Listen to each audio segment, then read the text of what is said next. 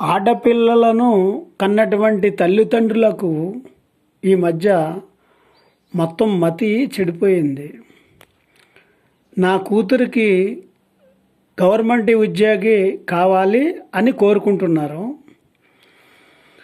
ఈ లోకంలో ఉద్యోగం చేసేవాడు, వ్యాపారం చేసేవాడు, వ్యవసాయం చేసేవాడు వీళ్ళందరూ ఉన్నారు కదా. మరి మీకు చదువుకున్నవాడే వీళ్ళందరికీ కావాలి అంటే ఈ వ్యవసాయం చేసేవాళ్ళు, వ్యాపారం చేసేవాళ్ళు వీళ్ళంతా ఏమైపోతారు? అంటే కొంచెం ఆలోచన అనేది చూడాలి.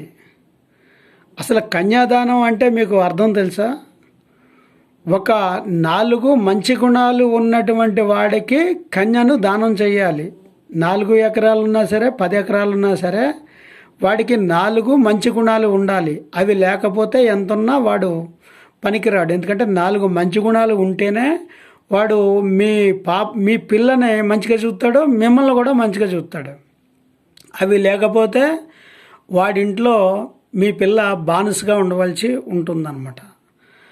అయితే దయచేసి మీ పిల్లలు ఎదురుగా మీరు చదువుకున్న వాడికి నేను ఇవ్వాలని అనుకుంటున్నాను అని తల్లి, నేను వ్యవసాయం వాడికి ఇస్తాను అని తండ్రి ఇలా కొంచెం వాదం వేసుకుంటే అసలు ఎవడు కావాలనేది ఆమె చెప్తే అప్పుడు ఆమె ఎవడు కావాలంటే వాడికి ఇచ్చి పెళ్లి చేయండి.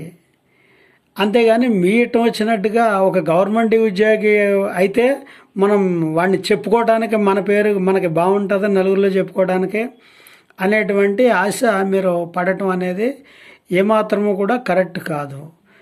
మీ ఆలోచనలు సరిలేకే ఈవేళ ఆడపిల్లలంతా నాశనం అయిపోతున్నారు. అంటే భర్త వచ్చేదాకా దాచిపెట్టి ఉంచవలసినటువంటి సంపద అంతా పరాయి పిల్లలకే వాళ్ళు ఇస్తున్నారు. ఇది మన భారతదేశం ధర్మం కాదు. ఇది ఆడపిల్ల అనేది చాలా చక్కగా ఆ భర్త కోసం తన దగ్గరున్న అందాన్ని దాచిపెట్టి ఉంచాలి. అదే ధర్మం. భర్త అనేవాడు భగవంతుడితో సమానం. తనని ఆ భర్తకి ఒక చక్కగా అర్పించుకోవాలన్నమాట. భర్త వచ్చేటప్పటికే మిమ్మల్ని వేరే వాళ్ళకే తినిపించేయకండి మీ అందాన్ని.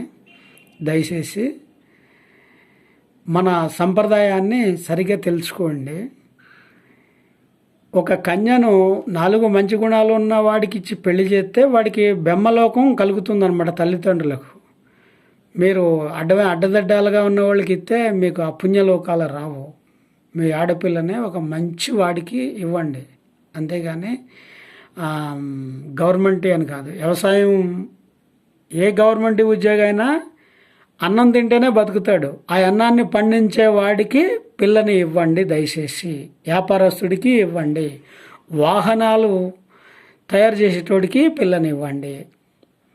అంతేగాని పనికిరానటువంటి పట్టు కూసుకుంటే ఈ లోపల ఈ పిల్లలు రోడ్డు మీద తిరిగేవాడిని తీసుకుని వెళ్ళిపోతున్నారు కదా. చాలామంది చూస్తున్నారు కదా.